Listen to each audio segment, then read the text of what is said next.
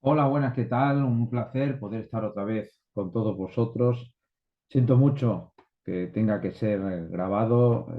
Me encantaría poder estar allí, pero bueno, difícil poder viajar y también pues difícil hacerlo coincidir con la hora. Así que bueno, pues lo hacemos así y, y nada, pues perfectamente. Voy a compartir pantalla. Yo espero compartir todo bien. Soy un poco, alguna vez un poco despistado, pero yo creo que lo vamos a conseguir. Vamos a ver si somos capaces de compartir el Power. Muy bien. Estamos aquí con...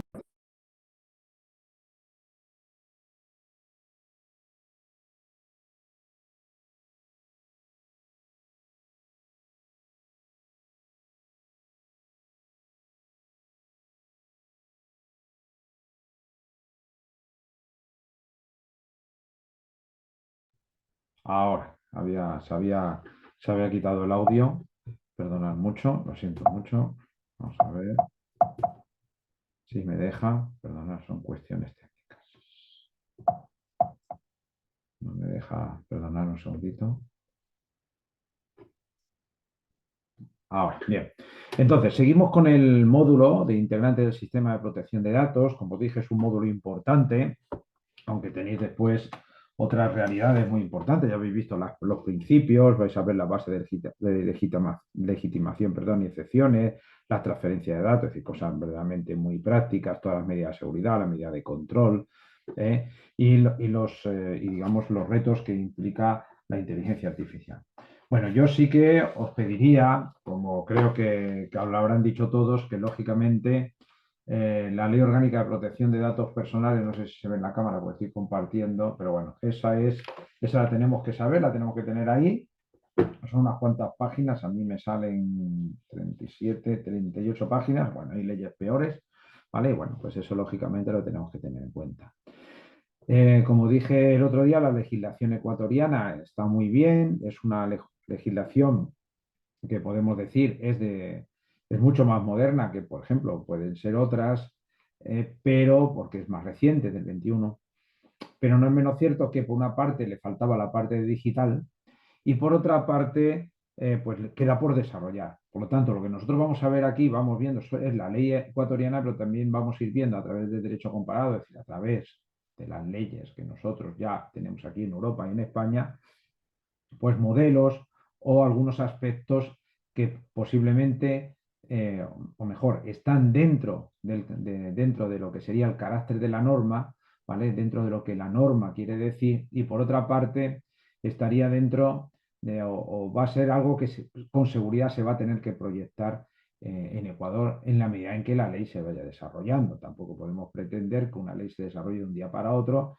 Yo creo que la propia experiencia va a ir dando datos sobre cómo hay que desarrollar esa ley, también dentro de los integrantes, lógicamente, de este sistema, y por otra parte, lógicamente, el estudio comparado va a hacer que ese desarrollo sea mejor. Es decir, siempre hay factores exógenos, es decir, el contexto normativo y experiencial que está fuera de nosotros y carácter endógenos, es decir, interiores, es decir, la propia experiencia en la aplicación práctica de la ley y el reglamento, ¿vale? Que es el reglamento que desarrolla esta ley, que también es un reglamento que yo creo que aún le queda también una base normativa o quizás manuales de desarrollo de reglamento, ¿no? ¿Vale? Que quizás podremos ver. Yo en la idea que tengo es que os voy a poner materiales, algunos que vamos a sacar hoy os los voy a ir poniendo. Muchas de las cosas que voy a decir lo he sacado de un desarrollo reglamentar, de una normativa de la Unión Europea que está muy bien y yo la voy a poner, son 70 páginas solo de desarrollo de, del derecho al acceso, por lo tanto, quiere decir que veis que hay mucha historia. Lógicamente, ese desarrollo está en base al reglamento de la Unión Europea, ¿vale? Del reglamento de protección de datos. Pero creo que puede ser útil para todos nosotros. Bueno, esto vamos a decir solo algunas indicaciones, porque el tiempo, bueno, pues es el que es, ¿no? Eh, entonces, perdonar, seguimos. Vale. Estábamos viendo, si no me equivoco, porque ha pasado ya unos días, de hecho una semana para mí, que lo estoy grabando, estamos viendo el artículo 12 de la Ley Orgánica de Protección de Datos Personales respecto a los derechos del interesado. El artículo 12 que decía derecho a la información, el titular de datos personales tiene derecho a ser informado conforme a los principios de lealtad y transparente por cualquier medio sobre los fines del tratamiento. Después vamos a irlo viendo también, porque tenemos que ir repitiendo algunas cosas. Los fines del tratamiento, ¿vale? La base legal para el tratamiento, habíamos visto, los tipos de tratamiento, el tiempo de conversación, de conservación, y íbamos por la existencia de una base de datos en la que constan sus datos personales. Es decir, no puede decir, lógicamente, los datos no pueden estar dispersados y de cualquier manera dispuestos, sino que tienen que estar en un sitio que realmente puedan, digamos, tienen que tener un sitio físico y de protección. ¿Vale? Por ejemplo, aquí tenemos algunos ejemplos de situaciones que pueden existir. Imaginemos en Ecuador, ¿no? Pues imaginemos las instituciones financieras. Los bancos y cooperativas tienen bases de datos que incluyen información personal de sus clientes, como nombre, número de cédula, dirección, historial crediticio y detalle de cuenta. Por lo tanto, es decir, existe una base de datos que tiene que estar bien donde aparezcan estos datos y también tiene que estar identificada, de tal manera que no pueda ser, habrá que decir que incluso protegida, porque si no estuviera protegida podría estar al albur de muchas realidades. Ya veremos algunos casos de flagrante delito en la medida en que no ha habido vigilancia respecto a las bases de datos, ¿no? Si no ha habido incluso dolo, es decir, una venta de datos para sacar negocio, ¿no? ¿Vale? Por lo tanto, las bases de datos son fundamentales, ¿vale? Después tenemos, por ejemplo, imaginemos las empresas de telecomunicaciones, ¿no? Pues los proveedores de servicios móviles y de Internet mantienen base de datos con datos personales de sus usuarios, incluyendo información de contacto, historial de consumo y datos de facturación, que son muy importantes, ¿no? ¿Vale? Y no solo eso, sino también es decir, como hemos dicho, para cuestiones, como hemos dicho en el otro día, para cuestiones de marketing, datos fundamentales para saber, para hacer estudios de mercado. Las entidades de salud, ¿no? Hospitales y clínicas cuentan con bases de datos que contienen información médica, datos de contacto y antecedentes clínicos de los pacientes, ¿no? Por ejemplo, tendríamos el gobierno y la administración pública. Así tenemos a las instituciones gubernamentales como el registro civil, que tienen base de datos que incluyen información personal de los ciudadanos, como actas de nacimiento, matrimonios y defunciones, o las campañas de marketing y publicidad que acabo de referir, ¿no? Estas empresas pues pueden tener bases de datos con información personal de consumidores para segmentar sus campañas publicitarias, incluyendo datos como preferencia de compra y hábitos de consumo, que son muy importantes, ¿no? Esto lo vemos, esto es fundamental, ¿no? Por ejemplo, lo podemos ver incluso en los algoritmos, ¿no? Los algoritmos, en el fondo, también tratan las bases de datos a partir de las opciones que hacemos a la hora de utilizar los sistemas informáticos. Imaginemos YouTube, ¿no? YouTube, cuando uno pone por ejemplo, yo ahora que, bueno, me voy a reír un poquito porque no fue bien, ¿no? Yo soy del Barça, ¿no? Y ganamos al Madrid, por ejemplo, ¿no? Y entonces yo me pongo a ver vídeos del Barça y del Madrid, por ejemplo, ¿no? Y entonces salgo y cuando vuelvo a entrar en la pantalla, pues me saldrían más vídeos de Barça y de Madrid. Si yo me pusiera, por ejemplo, a ver, no sé, cómo lo está haciendo Bukele en Salvador, veo un día ese vídeo, veo otro día ese vídeo, al tercero ya me salen 40 vídeos sobre eso. Es decir, ¿por qué? Porque ya es decir, el algoritmo propio utiliza los datos para poder influir en tu consumo, ¿no? ¿Vale? En base a la idea de que a todos nos gusta, es decir, base a la idea, perdón, en la que todos nos gusta repetir aquello que estamos viendo, ¿no? Bueno, eso sería otro tema, pero bueno, es para que vierais un poco un ejemplo, ¿no? Los centros educativos, lógicamente. Escuelas y universidades mantienen base de datos con información de estudiantes, incluyendo nombre, apellidos, calificaciones y datos de contacto de los padres o tutores o de los alumnos. Por ejemplo, vosotros estáis haciendo esta diplomatura, ¿no? Y entonces en esta diplomatura pues habéis tenido que dar unos datos no solo personales, sino también bancarios, que lógicamente tienen que estar bien tratados en un lugar específico y además que puede ser controlado y controlable, ¿vale? Y que tiene que ser, evidentemente, no puede estar rondando por ahí, ¿no? Por ejemplo, en la Universidad Pontificia este verano tuvimos un grave problema porque hubo un hackeo, ¿vale?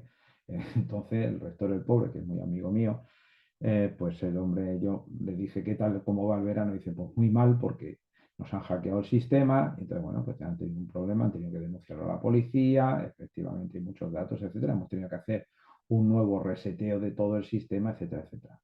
Y uno de los grandes problemas que se cernía sobre el hackeo no era simplemente que el sistema pudiera estar retomado, sino sobre todo los datos personales que estaban en el sistema, ¿no?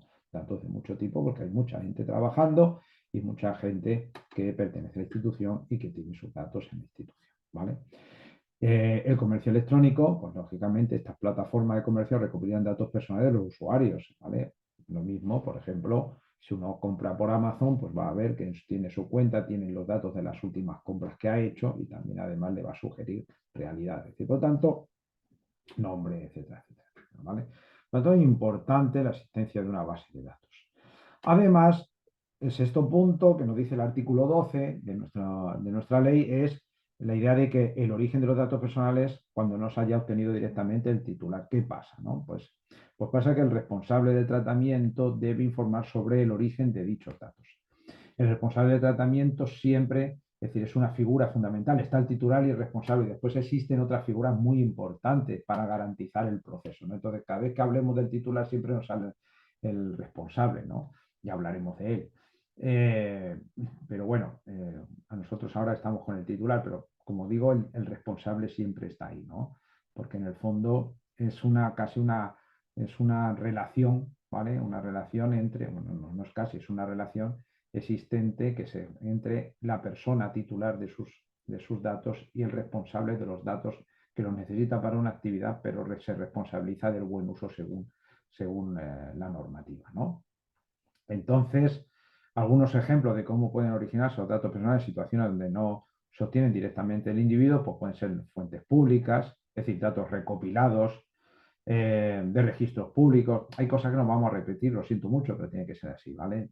Como el registro civil, el catastro, base de datos gubernamentales. Imaginemos un municipio puede recopilar datos de contacto de propietarios de inmuebles a partir de registros catastrales, por ejemplo, o terceros, es decir, datos obtenidos de otra entidad de empresas que ya tienen información sobre el titular. Por ejemplo, una compañía de seguros puede obtener datos de un cliente a través de un agente que trabaja con múltiples aseguradoras, ¿vale? Puede pasar, es decir, entonces hay transferencia de datos, ¿vale? Dentro, ¿vale? Esto lógicamente tiene que estar vigilado, si se puede o no se puede hacer, etcétera, ¿no? Pero bueno, el origen está ahí, ¿no? Entonces hay que vigilarlo, es decir, hay que tutelar ese origen, ¿no? Lógicamente no puede estar dejado de la mano de Dios. Las redes sociales, información pública que el titular ha compartido en plataformas de redes sociales. Por ejemplo, una empresa de marketing puede utilizar datos del perfil de usuarios públicos para crear segmentos de mercado, como hemos dicho, ¿no? Hay veces que nosotros, ¿vale? Nosotros tenemos una especie de compulsividad digital, ¿vale? Que viene dado, es decir, ¿qué significa esto? Me viene una cuestión aquí al móvil, no sé si se ve así, al móvil, ¿verdad? Y, y quiero, o una página web, y yo lo que quiero es ver la aplicación que sea, y yo empiezo a darle sí, sí, sí, sí, sí, compulsivamente a todo lo que me dice, ¿vale? Y en verdad estoy cediendo datos, cediendo datos, cediendo datos, ¿no? Aquí, por ejemplo, en España ahora hubo un problema con las llamadas spam, ¿vale? Sabéis que hay llamadas que se llaman spam, es decir, hay llamadas normalmente comerciales que llaman para ver si quieres contratar servicios con ellos, ¿no? Esto suele ser un fastidio porque normalmente llaman a la hora de comer. Aquí en España yo por lo menos sigo manteniendo, hoy no lo voy a hacer porque tengo mucho trabajo, ¿no? Pero normalmente, eh, perdona, solo hablar de eso ya me entra sueño. Normalmente pues yo suelo dormir siesta. Bueno, pues a esa hora siempre llaman, ¿no? Yo lo tengo quitado ya. Yo espero que no pase ninguna desgracia, porque si pasa algo, yo quito el teléfono sistemáticamente. ¿Por qué? Porque te llaman a esa hora. Vale, bien. Y uno se pregunta, ¿cómo tienes los datos del spam? ¿Cómo es posible que estas compañías tengan datos? Bueno, básicamente porque tú has cedido tus datos a poner sí, sí, sí, sí, sí, sí, sí compulsivamente en el teléfono móvil o al dar sí, sí, sí en la aplicación que sea o en la página web. En este sentido, lógicamente, el titular también tiene una responsabilidad importante a la hora de ceder derechos, de darse cuenta, ¿no? En este caso, sobre todo a terceros o en redes sociales, ¿no? De la misma manera que con los cookies y rastreadores. Es decir, que normalmente nosotros no hacemos, es decir, dice admite cookies y le damos también lo mismo. Sí, sí, es decir, la inmediatez o el deseo irrefrenable que tenemos, muchas veces por la aplicación, otras veces por la urgencia, necesito algo muy urgentemente, hace que nosotros cedamos derechos y que eso sea, lógicamente, el origen de muchos datos personales que llegan. No es que yo no lo haya querido hacer, no es que no lo haya hecho, es decir, no es que nos lo cedan sin querer, sino que nosotros hemos cedido de manera compulsiva sin darnos cuenta, ¿vale? Digamos, eh, digamos que es decir, no se ha realizado la acción muchas veces con el debido cuidado, ¿no? Otra vez estudio de mercado y, lógicamente, transacciones financieras, que es la información que se obtiene de instituciones financieras sobre clientes como historia de transacciones, datos de crédito, etcétera, etcétera. Como veremos, vais a ver que también hay un tratamiento especial en, en titulares crediticios. Bien, por otra parte, tenemos también otras finalidades y tratamientos ulteriores. La norma establece que los datos personales no pueden ser utilizados para finales diferentes, como hemos dicho ya y vamos a repetir varias veces, de aquellas por las que fueron recogidos, a menos que se cumplan ciertas condiciones, ¿vale? Como el consentimiento, se debe obtener el consentimiento explícito del titular de los datos para el nuevo tratamiento, la compatibilidad. El nuevo tratamiento debe ser compatible con la finalidad original para la cual se recolectaron los datos. Esto significa que el nuevo uso debe tener un vínculo razonable con el uso inicial. Es decir, se puede cambiar, pero no se puede cambiar para cualquier cosa y de cualquier manera. Y la legislación, puede haber disposiciones legales que permitan el tratamiento ulterior sin necesidad de consentimiento adicional. Por ejemplo, la normativa española, esto se ve claramente y es para ciertas realidades que están tematizadas de ese uso. En todo caso, debe estar claro, el titular lo tiene que saber y, lógicamente, aquí el responsable, cada vez que nosotros hablemos de un derecho del titular, estamos hablando de una obligación del responsable. Eso lo tenemos que tener claro, ¿vale? Entonces, el responsable tiene, por eso el responsable de datos o el encargado de tratamiento de datos tiene que conocer muy bien cuáles son los derechos del titular para vigilar que el responsable los hace cumplir, los vela según la legislación, ¿vale? Y yo creo que, como he dicho, como estamos viendo una diplomatura, pues también, según algunas realidades que ya están estando presentes, por ejemplo, en la Unión Europea, ¿vale? En España y en Europa, y por lo tanto van a llegar y creo que es bueno que se vayan ya sabiendo, ¿vale? Bien. Eh,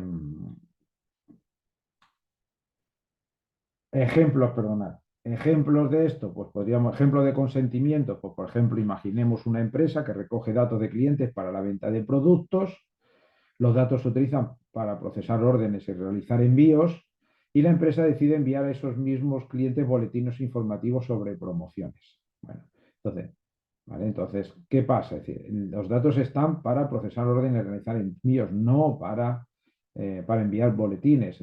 Pero bueno, es una cosa que tiene una coherencia, ¿vale? Entonces, que sea la empresa como requisito debe solicitar el consentimiento explícito de los clientes para utilizar sus datos con este nuevo propósito, ¿vale? Porque no estaba para eso. Es decir, los fines se han variado, pero lógicamente tienen una compatibilidad. En este caso existe una compatibilidad, ¿vale? Eso sería un ejemplo de consentimiento. Un ejemplo de compatibilidad, ¿vale? Un hospital recoge datos de pacientes para proporcionar atención médica. Los datos son utilizados para diagnósticos y tratamientos médicos, pero hay un tratamiento ulterior y es que el hospital desea utilizar algunos de estos datos para realizar estudios de salud pública, ¿vale? Entonces, la utilización de datos para estudios de salud pública puede considerarse compatible con la atención médica, por lo que podría no requerir un nuevo consentimiento, aunque se deben seguir protocolos éticos y legales y además normalmente la investigación eh, es decir, normalmente si es en Europa por lo menos le van a pedir que haya un protocolo especial ético de tratamiento de datos. A ver cómo va usted a hacer esto. Ejemplo de legislación, pues tenemos una universidad, recopila datos de estudiantes para la gestión académica. Los datos originalmente se utilizan para inscripciones y gestión de cursos. Imaginemos lo que habéis hecho vosotros, ¿no? Perdonad que se me ha metido una mota en el ojo. No sé si se ve mi cara o solo se ve la diapositiva, pero si se me ve y veis que estoy enredando es porque se me ha metido una mota en el ojo. Bueno, seguimos. Entonces, tenemos el ejemplo de legislación. Pues imaginemos vosotros estáis haciendo el curso y habéis dado los datos, como hemos dicho antes. ¿Los datos para qué? Para la inscripción y la gestión del curso. Pero la universidad decide compartir información con organismos gubernamentales para fines estadísticos sobre educación, ¿vale? Bueno, pues hay un ejemplo de legislación, ¿vale?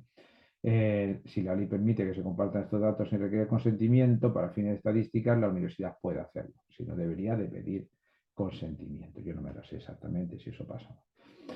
En cuanto a octavo punto, que el artículo 12 dice que hay que tener en cuenta, es la identidad y datos de contacto del responsable del tratamiento de datos personales, que incluirá la dirección de domicilio legal, número de teléfono y correo electrónico, ¿vale?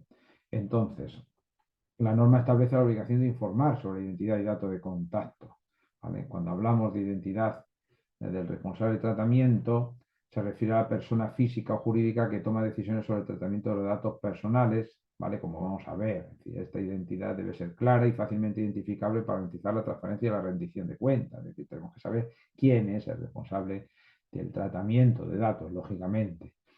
Y en cuanto a los datos de contacto, pues incluye información que permite a los titulares de los datos ponerse en contacto con el responsable. Esto puede incluir dirección del domicilio legal, la dirección física donde el responsable está registrado, el número de teléfono, el número donde el responsable puede ser contactado para resolver dudas, quejas o solicitudes relacionadas con el tratamiento de datos, el correo electrónico, una dirección de correo electrónica a la que se puede enviar consultas o solicitudes de acceso, rectificación, supresión o oposición respecto a los datos personales, ¿no? Imaginemos, por ejemplo, ¿vale? Entonces quiere decir que tiene que estar bien identificado, ¿vale? Imaginemos, por ejemplo, esto lo cogí del Ministerio de Salud Pública, ¿vale? Era un ejemplo y él tenía un folleto de datos y venía, venía así ejemplo, ¿vale? En identidad, Ministerio de Salud Pública de Ecuador, domicilio legal, calle 10 de agosto, avenida 12 de octubre, Quito, Ecuador, número de teléfono tal, tal, tal, correo electrónico, atención, ¿vale? Entonces, normal, es decir, siempre hay que identificar, poner la identificación de la institución, ¿vale? Del contacto, datos, identidad y datos de contacto responsable, ¿vale? Por tanto, es fundamental en ese sentido, ¿no? Puede ser, lógicamente, de una institución pública, de una institución privada o de un profesional, incluso si fuera un profesional independiente, a que imaginemos, ¿no? Pues que hay un consultor de marketing y dice Juan Pérez, lo tenía aquí un ejemplo, no puesto, ¿no? Pues Juan Pérez, consultor de marketing, domicilio legal, calle Los Pinos, 567, Guayaquil, Ecuador, número de teléfono tal, tal, y el correo electrónico, juanperez.marketing@gmail.com, por decir algo, ¿no? Vale, en todo caso, esto es importante, ¿vale? Es que tiene que estar bien puesto y vosotros, pues lógicamente, tendréis que estar muy al tanto de esto, ¿no? ¿Por qué? ¿Por qué es importante? ¿Por qué es importante esta, este punto? Pues porque es crucial para poder garantizar la transparencia, la responsabilidad y la confianza. Es decir, nos permite a los titulares de datos saber quién está tratando sus datos. Es decir, eso es necesario de la transparencia. No existe democracia sin transparencia. La transparencia es fundamental. Una real transparencia, ¿vale? Es decir, si veis que un gobierno o una institución no es transparente, evidentemente es una institución que en principio es sospechosa, en sus acciones y en sus procedimientos. Por lo tanto, siempre suele ser un signo de déficit democrático la falta de transparencia. La transparencia es fundamental, ¿vale? Después la responsabilidad, lógicamente. En un régimen de libertades tiene que haber responsabilidades. Por lo tanto, facilita la identificación del responsable en caso de incumplimientos o violaciones de derechos relacionados con la protección de datos. ¿Vale? Los derechos, para derechos y deberes implica libertad y responsabilidad.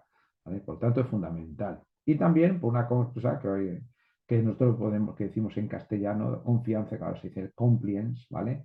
Es decir, bueno, pues cualquier empresa o cualquier institución o cualquier persona que trabaja como empresa, autónomo, porque, ¿vale? Necesita generar confianza. Y además la democracia necesita esa confianza. Es decir, un sistema está sano si genera confianza, ¿vale? Entonces esto genera confianza, ¿vale? Ahora que está tan de moda decirlo todo en inglés, decimos compliance legal, ¿vale? Pues esa compliance, tipo el asunto de compliance es fundamental. ¿Por qué? Porque proporciona información clara y accesible y se fomenta la confianza de los titulares de datos en el manejo de su información personal, porque estamos hablando de realidades, de derechos fundamentales, como decimos el otro día, muy importantes, ¿vale? Bien. El artículo 12 nos sigue diciendo que cuando sea el caso, sea del caso identidad y datos de contacto del delegado de protección de datos personales, que incluirá dirección domiciliaria, número de teléfono y correo electrónico. Recuerdo un poquito que lo menciona el artículo 12, lo tengo aquí, por no ir para atrás. Vamos a ver. Estoy mirando en las hojas, dice. Dice que el titular de datos personales tiene derecho a ser informado conforme a los principios de lealtad y transparencia por cualquier medio sobre, en este caso, sobre cuándo sea del caso, identidad y datos del contacto delegado de protección de datos personales, que incluirá dirección domiciliaria, número de teléfono y correo. Es decir, hay veces que es necesario y que implica este tratamiento. Se establece, por lo tanto, la necesidad de informar sobre la identidad y datos de contacto del delegado de protección de datos en ciertas situaciones, no siempre. Esta figura es clave en la gestión y protección de datos personales, tanto del responsable como del encargado, como del delegado. Hablaremos en las siguientes clases, ¿no? Aunque lo más importante, quizá pues donde más nos fijamos son en estos dos primeros, ¿no? Pero bueno, estos son importantes, lógicamente, ¿vale? Eh, en cuanto a la identidad, se refiere al nombre completo del delegado o la entidad responsable que actúa como garante, ¿vale?, de la protección de datos, como la delegación de protección de datos. Esta persona o entidad tiene la responsabilidad de garantizar el cumplimiento de la normativa de protección, ya lo estamos definiendo, de datos, y de actuar como un punto de contacto entre los titulares de datos y la organización. Ya hablamos de eso el primer día que hicimos, el otro día que hicimos una breve descripción de todos los responsables. En cuanto a los datos de contacto, pues también, un poquito como hemos visto antes, la dirección domiciliaria, número de teléfono y correo electrónico del delegado, que son necesarios para que los interesados puedan comunicarse con él y también ejercer sus inquietudes, por ejemplo, si tienen un problema de conflicto o litigio con el responsable de datos o con el encargado de datos. Bueno, normalmente con el responsable de datos, porque yo me dirijo al responsable de datos. El responsable de datos tiene su encargado, pero bueno, mi interlocutor normalmente es el responsable de los datos. Tengo un problema, pues sé que hay un delegado que va a mediar, ¿vale?, para poder realizarlo antes de litigar, ¿no? Siempre, como se dice, es mejor solucionar el tema de una manera administrativa, si es posible por vía administrativa. Un ejemplo de información del delegado de datos, pues imaginemos, no sé si lo tengo aquí, por ejemplo de protección, ¿no? Pues imaginemos la empresa X y Z, sociedad anónima, con una identidad que sería Juan Pérez. Es decir, la empresa X y Z, es decir, tenemos la responsable, tendrá un encargado de tratamiento, pero tenemos un delegado, y su delegado es Juan Pérez, que tiene una dirección domiciliaria, Avenida de los Siris 1234, Quito, Ecuador, número de teléfono tal, tal, tal, correo electrónico Juan Pérez, ¿vale?, etcétera, ¿vale? Entonces vemos cómo la empresa, por lo tanto, tiene su delegado de protección de datos, ¿vale? Es importante esta información. ¿Por qué? Porque lo mismo que antes, nos facilita transparencia, ya hemos dicho la importancia, es decir, proporcionar estos datos ayuda a garantizar que los titulares de los datos conozcan a quién dirigirse en caso de dudas o problemas relacionados con sus datos personales, facilita el ejercicio de los derechos al tener acceso directo al delegado y, por tanto, poder hacer efectivamente sus reclamaciones. Es decir, no hace falta un sujeto, un interlocutor, ¿vale?, un mediador en este caso. Y además hay un cumplimiento legal. Tener un delegado identificado y accesible es un requisito que ayuda a las organizaciones a cumplir con la legislación de protección de datos. Por eso cualquiera no puede ser un delegado de datos personales. Hace falta, por lo menos aquí en España, lógicamente ya veremos, hace falta una formación específica, lógicamente, ¿no? A ver, para poder hacerlo, y tiene que estar evidentemente bien identificado por la administración, que lo reconoce como tal, ¿vale? Bien. Entonces, por lo tanto, el titular de datos personales tiene derecho a ser informado, ¿vale?, conforme a los principios de lealtad y transparente por cualquier medio sobre 10 las transferencias o comunicaciones nacionales o internacionales de datos personales que pretenda realizar, incluyendo los destinatarios y sus clases, así como las finalidades que motivan la realización de estas y las garantías de protección establecidas. En este caso, estamos, como hemos dicho, en el artículo 12, y estamos hablando de transferencia de comunicaciones, y se refiere a la acción de enviar, compartir o permitir el acceso a datos personales a terceros, ya sea dentro del país, transferencias nacionales o países extranjeros, ¿vale? Por lo tanto, estos principios de la técnica transparente tienen que tener en cuenta esas transferencias o comunicaciones, destinatarios y clases. Nos referimos a destinatarios y clases. Se debe identificar quién recibirá los datos destinatarios y a qué categorías pertenecen. Esto puede incluir empresas, organizaciones o individuos. Después, finalidades. Se deben explicar los motivos por los cuales se realiza la transferencia de datos.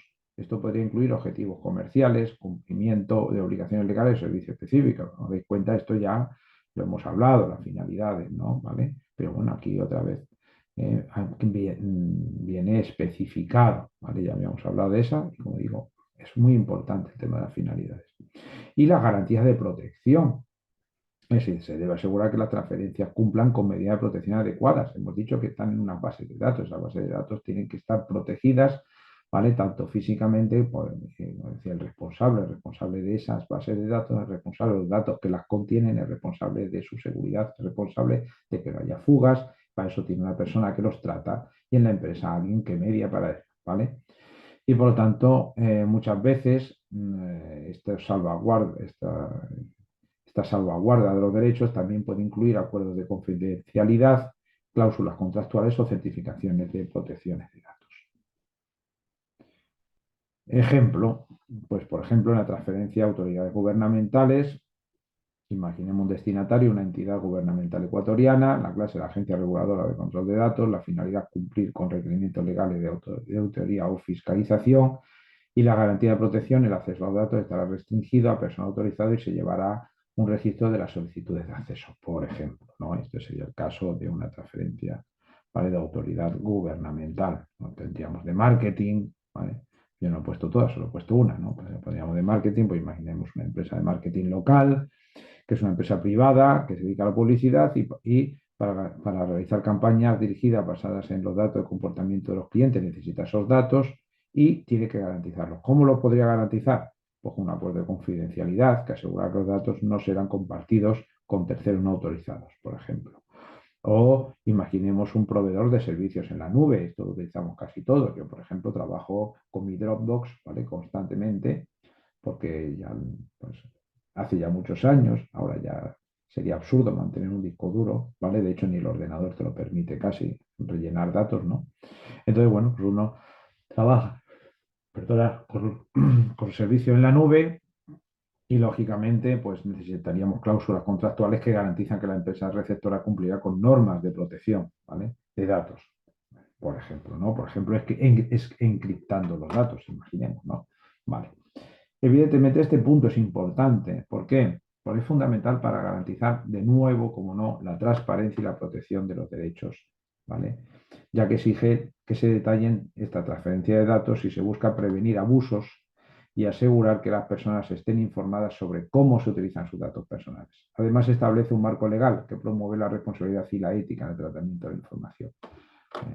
¿Veis cómo estos, por lo tanto, eh, estos fines que están muy numerados, que vienen numerados en el artículo 12 y no desarrollados, sin embargo, bueno, pues estamos intentando comprenderlo mejor, pero explicarme bien. El punto 11 que nos dice el artículo 12, ¿vale? Tiene que ver con las consecuencias para el titular de los datos personales de su entrega o negativa a ello. Esta disposición es importante porque garantiza que los titulares de datos sean conscientes de sus derechos y de las implicaciones de su decisión de compartir o no su información personal, ¿vale?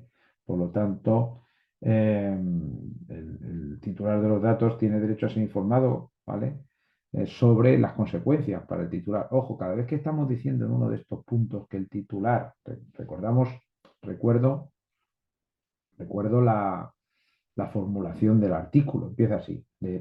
El titular de datos personales tiene derecho a ser informado conforme a los principios de lealtad y transparente por cualquier medio sobre estas distintas circunstancias. ¿Esto qué significa? Que el responsable de datos le tiene que informar, ¿vale? En principio sobre estos datos cuando sea preciso y necesario. Entonces, sobre las consecuencias para el titular de datos personales de su entrega o negativa a ello, ¿vale? El artículo 12 de la Ley Orgánica de Protección de Datos Personales de Ecuador enfatiza la importancia de la transparencia del tratamiento de datos personales y las consecuencias que puede surgir de la entrega o negativa a entregar dicha información. Esto permite a los titulares de datos tomar decisiones informadas sobre cómo y cuándo compartir sus datos, así como entender las implicaciones de esas decisiones en su acceso a servicios y beneficios, ¿vale? Por lo tanto, es importante este punto, ¿vale?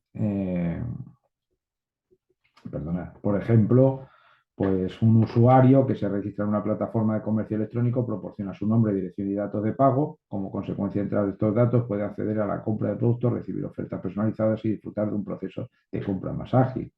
O, por ejemplo, La consecuencia de entrega de datos personales puede ser para acceso a servicios, pero también para mejora de experiencia del usuario, como hemos dicho, por ejemplo, en YouTube, o para el cumplimiento de obligaciones contractuales. Imaginemos un cliente que contrata un servicio de Internet, debe proporcionar sus datos personales para que la empresa pueda cumplir con el contrato, como la instalación del servicio y la facturación mensual. Es decir, que hay datos que son necesarios, hay datos que son necesarios para poder realizar ciertos servicios algunas veces o para poder implementar mejores servicios, ¿vale?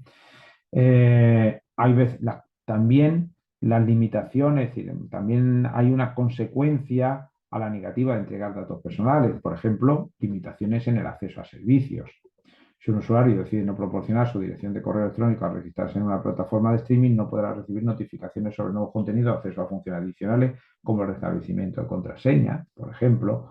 O, por ejemplo, hay cierta parte que no es premium, pero necesito acceder y para acceder necesito dar ciertos datos que algunas veces no son de manera, por ejemplo, Gmail y mail y contraseña, o por ejemplo, pues es a través de Google o a través de Apple, de su contraseña, etcétera, donde al hacer eso tú permites que la empresa pueda acceder a esos datos, ¿vale?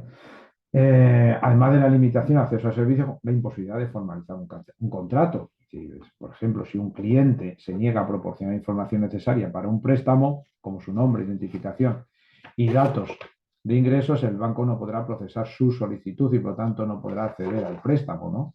O imaginemos si no puedo dar, si no quiero dar los datos para la hora de hacer esta diplomatura, porque yo necesito saber qué alumno es, etcétera, cómo se llama, con su apellido, porque tengo que hacer un certificado, tengo que saber, me tiene que dar sus datos bancarios o para poder cobrarle, para que pueda pagar del curso, etcétera, etcétera, ¿no?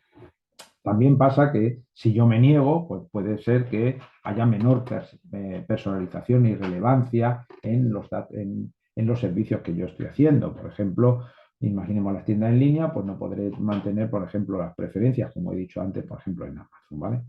Por lo tanto, esto es importante, como dice aquí, mm, viene determinado este sentido por el artículo 12 de la ley. Otro efecto u otra idea por la que me tienen que comunicar sería el efecto de suministrar datos personales erróneos o inexactos, ¿vale? Efecto, esto también lo vamos a ver un poquito, esto se puede rectificar, vamos a ver la idea de la rectificación, pero bueno, pues tiene su efecto, ¿vale? Se establece que las personas tienen la responsabilidad de proporcionar información veraz y actualizada, por lo tanto, tienen que hacer. Esto es una exigencia que se nos exige, que viene en la ley. Y bueno, ¿cuál es el efecto? Pues cuando una persona suministra datos personales que son incorrectos o imprecisos, puede haber varias consecuencias, tanto para el individuo como para la entidad que procesa esos datos. ¿Qué podría incluir? Pues la imposibilidad de ejercer derechos. Si los datos proporcionados son incorrectos, el titular puede encontrar dificultades para ejercer sus derechos, como el acceso, derecho a acceso, que vamos a ver, derecho a la rectificación o la supresión, ¿vale? Hoy vamos a intentar ver el derecho a acceso y no sé si nos va a dar tiempo a verlo. La idea hoy es terminarlo y empezar con la rectificación también, ¿vale? O la supresión, porque la entidad no puede verificar la identidad o la información adecuada del individuo, por lo tanto es importante tenerlo eso. Eh, o por ejemplo, imaginemos que se han dado mal los datos, pues por ejemplo no se podría tener el título, ¿no? que quisiéramos tener, ¿no? Porque no puedes ejercer el derecho. Pero además los derechos propios de los datos, que es lo que nosotros nos estamos refiriendo. Habría sanciones legales. Las empresas o entidades que procesan datos pueden enfrentar sanciones si utilizan información inexacta, ya que pueden no cumplir con las regulaciones de protección de datos. Aquí, lógicamente, el responsable de datos tiene que estar ojo a visor e incluso puede solicitar, ya veremos cuando hablemos de las solicitudes, cómo la ley y el reglamento pues prevén la idea de que el responsable pueda exigir y pueda pedir ciertos datos y la verificación de los datos. Decisiones erróneas, si los datos son incorrectos, las decisiones basadas en esos datos, pues lógicamente pueden ser erróneos. Imaginemos, evidentemente, los servicios médicos, ¿vale? Si yo digo mal la edad, etcétera, etcétera, y necesito, por ejemplo, imaginemos una enfermedad cardiovascular, pues no es lo mismo tener 20 años que tener 50. Si tengo un síndrome, eh, hay un síndrome, claro, no me acuerdo exactamente el nombre, tiene yo que sé cuánto, es un nombre guión Parkinson, no es Parkinson, pero vamos, se llama así. Y ese síndrome, por ejemplo, da muerte súbita. Es un síndrome cardíaco que provoca cortocircuitos porque hay una señal eléctrica más en el corazón y puede provocar la muerte súbita. Pero claro, es congénita y el 4% de las personas que lo tienen mueren. Pero claro, no es lo mismo tener de 15 a 35 años que mayor de 55 años. ¿Por qué? Porque porque la muerte súbita sobre todo se da en estos jóvenes, ¿no? Entonces, claro, si yo voy al médico y necesito, lo tengo que dar. Imaginemos que yo quiero ser deportista, soy un poco irresponsable. Si yo digo esta enfermedad no me van a contratar de futbolista, por ejemplo, ¿vale? Y entonces yo, vamos, va a salir porque me van a hacer, si estoy en un club grande me harán un electro y saldrá. Pero bueno, pero quiero decir que imaginemos que lo diéramos, ¿vale? Pues lógicamente, evidentemente, la decisión que se pueda dar, usted juegue a fútbol sería errónea y me podría morir de ello, ¿vale? O si, como digo, en el tratamiento, no es lo mismo tratarlo con 60 años que con joven. Si eres joven te voy a hacer una ablación y si eres mayor, pues ya tengo que evaluar los riesgos, por ejemplo, etcétera. Y después la pérdida de confianza, lógicamente. Proporcionar información exacta puede erosionar la confianza entre el individuo y la entidad que procesa esos datos, ¿vale? Lo que puede llevar también a pérdida de clientes usuarios, ¿no? Etcétera. Por lo tanto, es muy importante para suministrar los datos personales, ¿vale? Que sean de manera exacta y no errónea, sino real. También, lógicamente, tenemos que hacer unos formularios que faciliten todo esto. No puede ser de otra manera, ¿vale? Imaginemos, por ejemplo, pues eso, ¿no? Para un enteo, para los servicios médicos, para el registro civil, etc. Bueno, vamos al número 13. Es decir, se nos debe de informar en cuando ocurre la posibilidad de revocar el consentimiento, ¿vale? Este principio es fundamental para garantizar que las personas tengan el control sobre sus datos personales y pueden decidir cuándo y cómo se utiliza, es decir, la posibilidad de revocar el consentimiento, ¿vale? Entonces, esto implica que consentimiento previo. Es decir, viene el artículo 12 y lo que viene a decir es que antes de que cualquier entidad pueda tratar datos personales debe obtener el consentimiento explícito de la persona. Este consentimiento debe ser informado, es decir, la persona debe saber qué datos se recopilan para que se utilizan y que lo manejara. Como estamos diciendo, cada realidad que estamos viendo aquí, cada derecho tiene que ser informado, porque de eso se trata este artículo, y además el responsable de datos va a tener que hacer lo posible, y lo imposible, tiene que hacerlo, ¿vale? Por lo menos para que el titular, si quiere, pueda accederlo. Ya he dicho que muchas veces le damos compulsivamente al dedo y no lo vamos a hacer, pero eso no significa que no venga, ¿vale? Bien.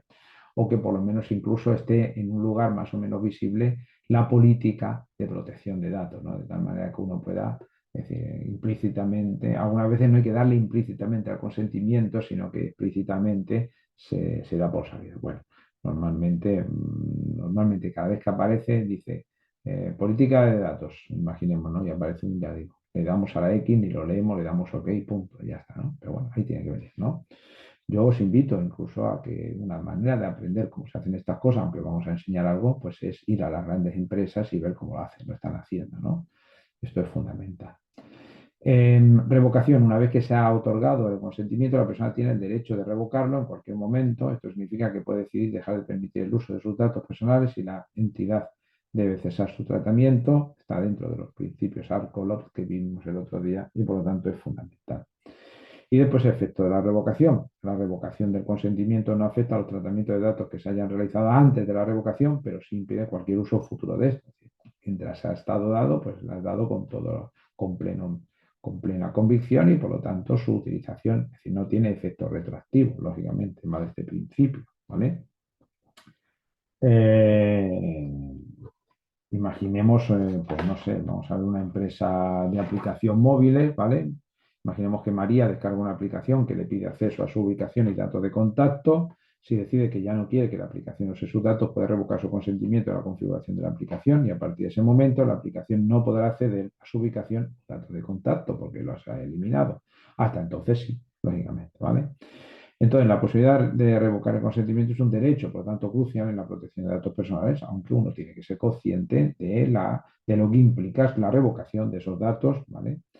Y bueno, este principio refuerza la idea de que el consentimiento no es un trámite único, sino una decisión continua que las personas pueden gestionar en cualquier momento. Es decir, no que la idea de esto es yo doy unos datos y ahora me los como toda la vida, ¿no? Es decir, la cesión de datos, no, la cesión de datos no para toda la vida, puedo revocarlos cuando yo crea conveniente, por lo menos, excepto en algunos límites de cesión de derechos, ¿vale? Que puede haber, por ejemplo, en España para algunas cuestiones relacionadas con seguridad o con estudios, etcétera. ¿Vale? Bien.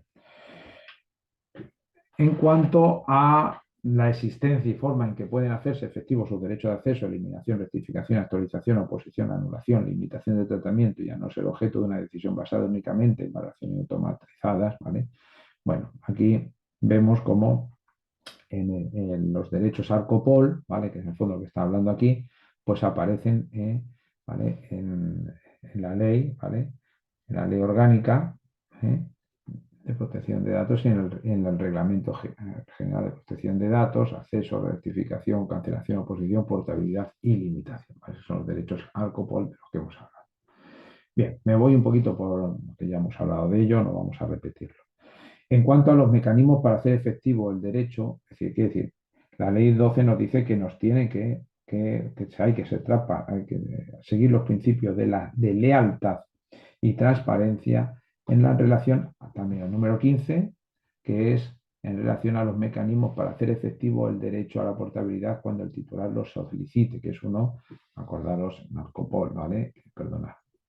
En acceso, rectificación, cancelación, ya hemos hablado de rectificación, portabilidad, ¿vale? Bien. Este derecho permite a los titulares de datos personales solicitar que sus datos sean transferidos de un responsable de tratamiento a otro, facilitando así el control sobre su información, ¿vale?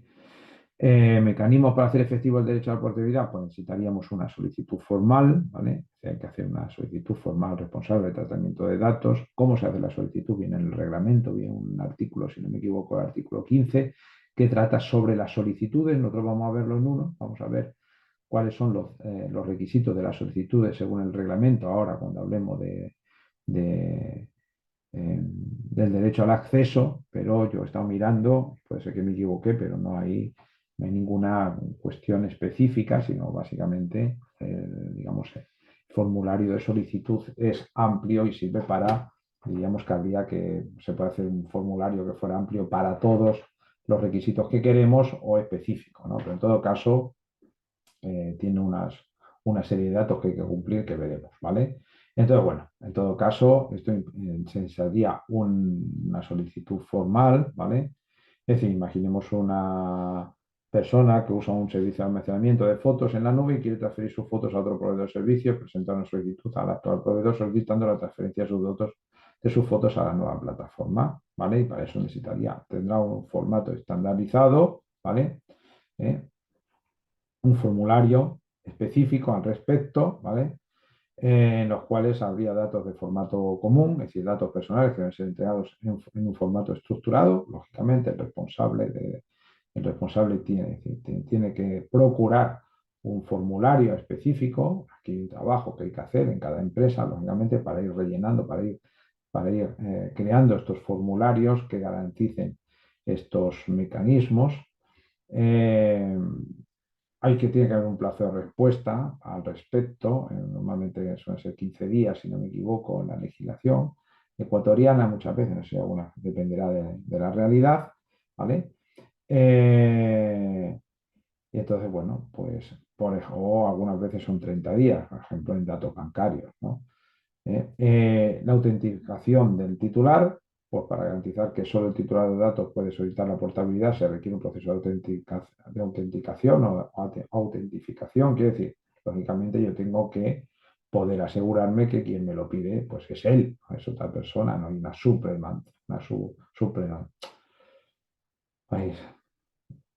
no me sale, que se supla la persona, es decir, perdonadme, ¿vale? Suplementación de personalidad, eso no puede haber, ¿vale? Lógicamente. Y después tiene que haber una provisión de información. Es decir, el responsable del tratamiento debe informar al titular sobre cómo se realizará la portabilidad y los posibles efectos, ¿vale? Imaginemos, por ejemplo, un proveedor de servicios de streaming informa al usuario sobre el proceso de portabilidad de su lista de reproducción y su historial de visualización, explicando que algunos datos pueden no ser transferibles debido a restricciones de licencia o a restricciones técnicas, etc. ¿No? Bueno, en todo caso, eso habría que indicarlo adecuadamente y habría que justificarlo. Bueno, ya estamos terminando lo que serían estos, son 17, ¿no? Sí, 17 y vamos por el 16. Bueno, otra de las cosas por las cuales se nos debe de informar de manera leal y transparente es sobre cuándo acontece, dónde y cómo realizar sus reclamos ante el responsable de tratamiento de datos personales y la autoridad de protección de datos personales. ¿Vale? Entonces, en este caso se refiere específicamente a los mecanismos que ya veremos que los titulares de datos pueden utilizar para presentar reclamaciones o reclamos ante el responsable de tratamiento y ante la autoridad de protección de datos personales. Es decir, cuál es el procedimiento, dónde se debe hacer, cuáles son los canales que se debe hacer. Por ejemplo, pues las empresas tienen canales específicos para atención de reclamaciones, ¿no? ¿Vale? Correos electrónicos, formularios en la web, números telefónicos, etcétera, y cuál es, lógicamente, la escritura formal que tiene que haber, cuál es el formulario específico para ello, ¿no? Imaginemos un cliente de un banco, considera que su información personal ha sido utilizada sin su consentimiento, puede enviar un correo electrónico al departamento de atención al cliente del banco detallando su situación y solicitando una respuesta, ¿vale? Y el banco le tiene que ofrecer un canal de comunicación para poder hacerlo y un formulario o por lo menos alguna indicación al respecto para poder hacerlo, ¿vale? ¿Eh? O también podríamos reclamar ante, ante la Autoridad de Protección de Datos Personales, ¿vale?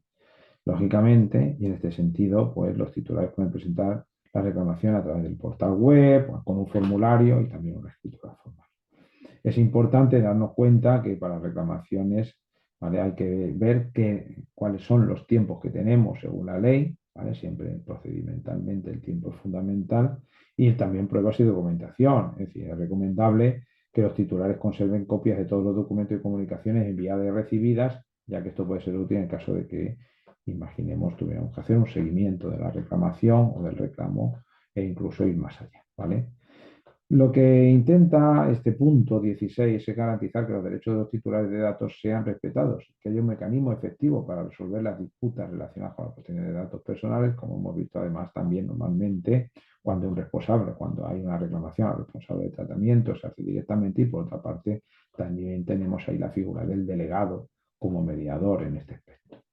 Bien, por último, tenemos la existencia de valoraciones y decisiones automatizadas incluidas en la elaboración de perfiles.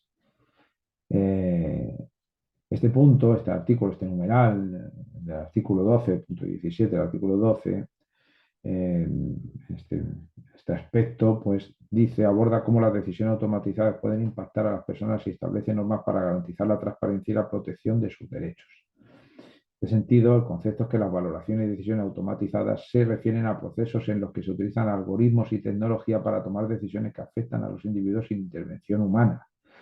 Esto incluye la elaboración de perfiles, que implica el análisis de datos para evaluar ciertos aspectos personales como el comportamiento, la preferencia, la situación económica. Esto lo estamos utilizando, como hemos dicho antes, el ejemplo de YouTube que he dicho, el ejemplo de Amazon, en cierta manera, utiliza evidentemente esta tecnología de, automatizada, ¿vale? Por lo tanto, es fundamental hacerlo.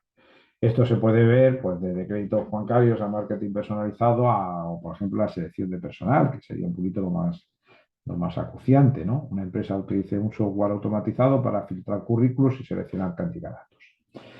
El software en este caso evaluaría las habilidades, la experiencia y otros datos de los solicitantes para decidir quiénes pasan a la siguiente fase del proceso de selección, ¿vale? Lógicamente, los candidatos pueden ser rechazados sin que un ser humano evalúe esos méritos, lo que puede dar lugar a una discriminación si el algoritmo no está bien diseñado, es decir, el problema del sesgo normalmente algorítmico. Esto ya creo que, si no me equivoco, estos temas de inteligencia artificial los vais a ver en el módulo 6, pero bueno, lo podemos ir viendo, ¿no? Es decir, el sesgo es muy importante, ¿no? No solo la base de datos y la inteligencia artificial en la toma de decisiones. Otro día, jueves pasado, estuve en un congreso aquí que hicimos, unas clases y tal, un coloquio, sí, un coloquio más que un congreso, un coloquio en la Facultad de Derecho de la Universidad Rey Juan Carlos aquí en España, precisamente sobre la utilización de la inteligencia artificial, o mejor, los principios éticos que subyacen en la utilización de la inteligencia artificial para la resolución de casos jurídicos, ¿no? Por lo tanto, en este sentido, ¿no? Los distintos, ¿vale? Que es un problema gordo. Por ejemplo, uno de los compañeros me dio su libro, ya lo presento, no que yo hace propaganda, que no vea, pero si soy capaz aquí, ¿vale?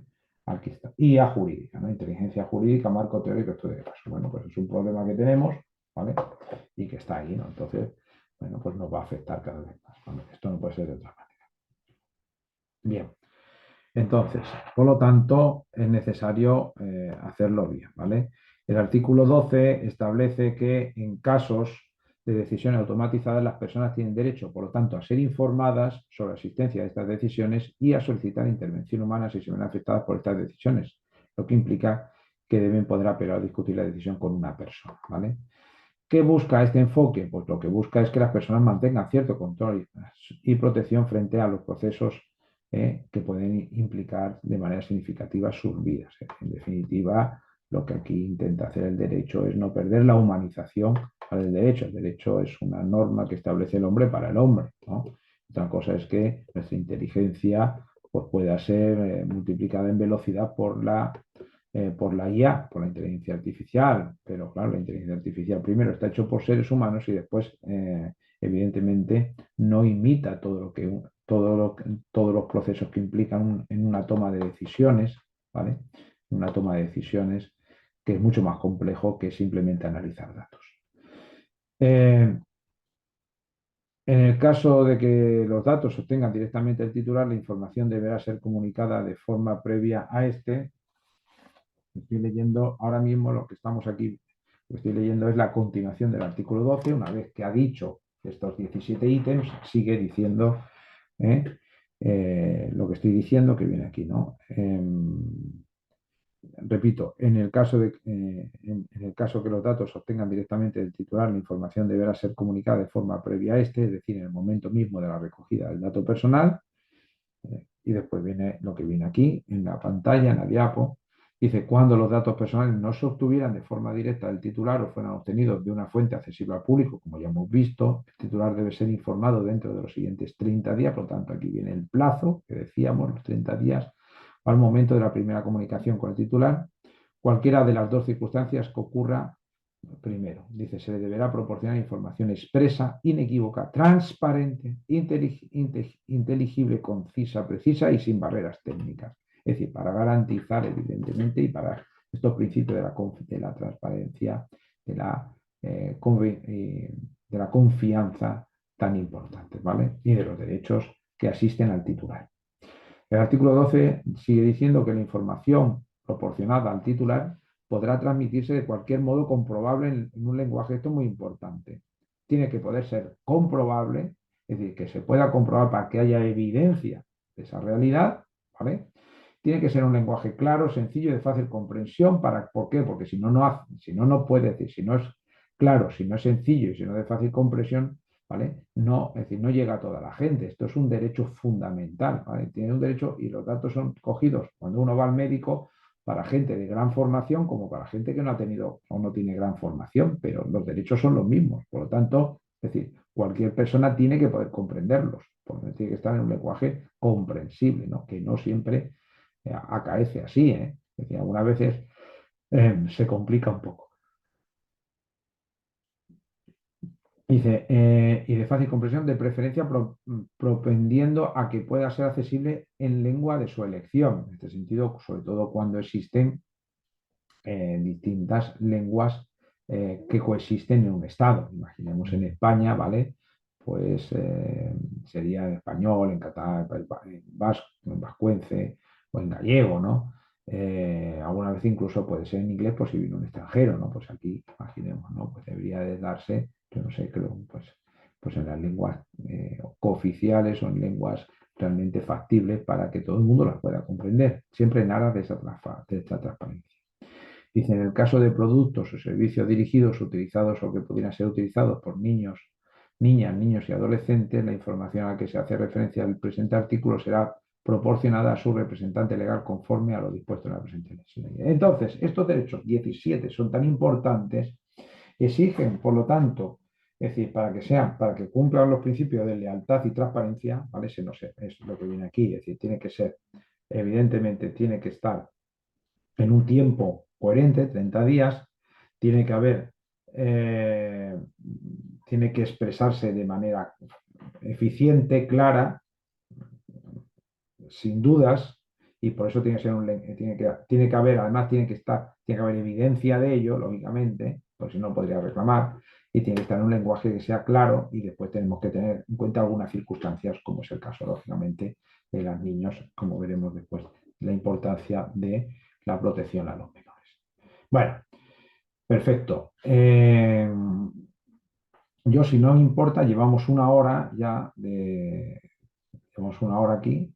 Entonces, yo lo que os pediría ahora es un receso de 2 minutos, de 1 minuto. Voy a por una botella de agua, la traigo y continuamos. Si os parece bien, y así, ¿eh? Aunque normalmente, pero pedagógicamente más de una hora ya uno pierde. El que habla pierde la cabeza y el que escucha también. Así que si os parece bien, hacemos un breve recesito eso, pero que el tiempo que voy a por una botella de agua, me refresco y seguimos para poder terminar. Para vosotros son las 8 de la tarde, aquí son las 2. Cuando lo cogéis, yo lo estoy grabando, son las 2 de la tarde, hora española, y ya casi con hambre, ¿no? Porque nosotros comemos tarde, pero bueno, ese vasito de agua me lo voy a tomar. Esperamos un segundito entonces, ¿vale? A ver si somos capaces de... Dejo de compartir. Aquí, pausa. Pausamos. 1 minuto.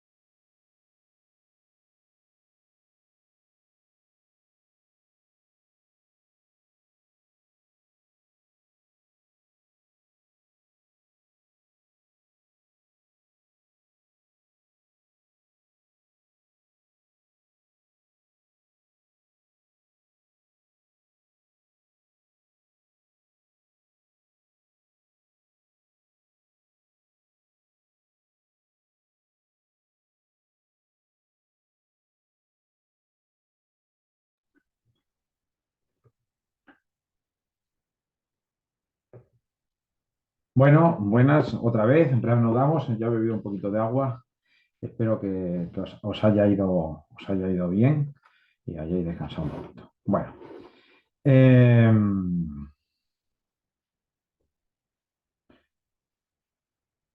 en la legislación europea y en la legislación española, eh, lo que nosotros llamamos titular en Ecuador, que nosotros aquí llamamos interesado, ¿vale? Articulan digamos, como en Ecuador, articulan a todos los intervinientes y actores. Es decir, como acabo de decir, cada vez que nosotros decimos que existe un derecho del titular, existe una obligación en el resto de los encargados. O existe sí, una obligación de realización o bien de invigilando o de actuación en favor del cumplimiento de esos derechos, ¿vale? O del cumplimiento de los deberes que se puedan derivar. Por lo tanto, es importante, ¿vale? Los derechos interesados en España se me harían a través del artículo 12 del Reglamento General de Protección de Datos de la Unión Europea y de la Ley Orgánica, artículo 12 también, de la Ley Orgánica de Protección de Datos y de Derechos Digitales. En este sentido, pues hay que decir que algunas cosas evidentemente coinciden. Eh, lo que dice la legislación, en este caso española,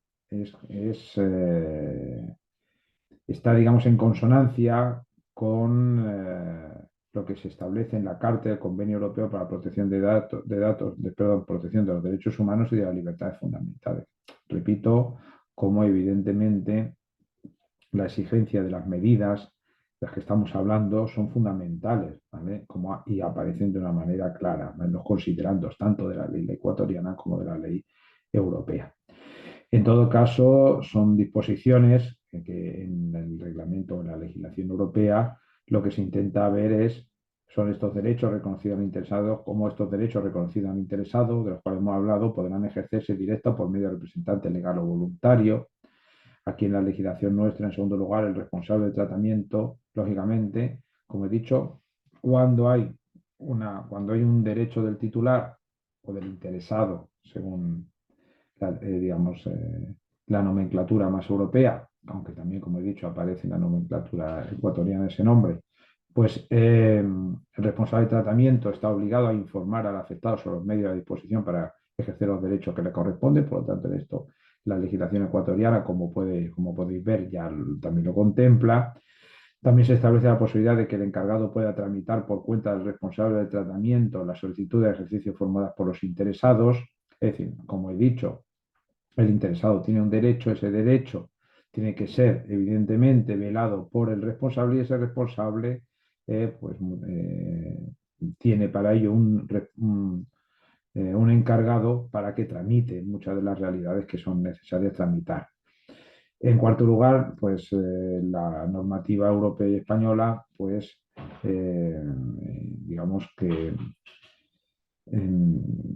determina, perdonar, que la prueba del cumplimiento del deber de responder a la solicitud de ejercicio de sus derechos formulado por el afectado recaerá, repito que he hablado muy rápido, perdonar, que la prueba del cumplimiento del deber de responder a la solicitud del ejercicio de sus derechos formulado por el afectado recaerá sobre el responsable de tratamiento. Por lo tanto, cuando hablemos del responsable, dije el responsable es el otro gran interlocutor, que las leyes aplicables a determinados tratamientos establecen un régimen especial, afecta al ejercicio de los derechos que corresponde al interesado, en este caso recordamos, el interesado es lo mismo que titular, y que los titulares de la patria potestad podrán ejercitar en nombre y en representación de los menores de 14 años los derechos que les corresponden, ¿vale?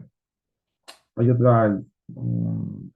otra cuestión importante, que es que se establece la gratuidad de las actuaciones llevadas a cabo por el responsable de tratamiento para atender las solicitudes de ejercicio de estos derechos. Es decir, en este sentido, lo vamos a ver también después en la legislación ecuatoriana, la idea está en que evidentemente los derechos que son inherentes al titular, al titular eh,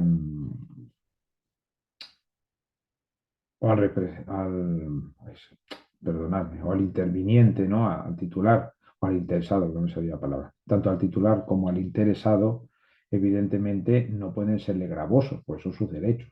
¿no? Es decir, no se me puede cobrar por reclamar un derecho que es mío, por lo tanto se tiene que establecer medidas evidentemente gratuitas. Vamos a ver, el responsable del tratamiento, utilizar los datos, le va a salir, si queréis, va a tener un coste, porque va a tener que dedicarle parte de sus recursos financieros y económicos a mantener el sistema de datos, la base de datos, un encargado, el delegado, etcétera, etcétera.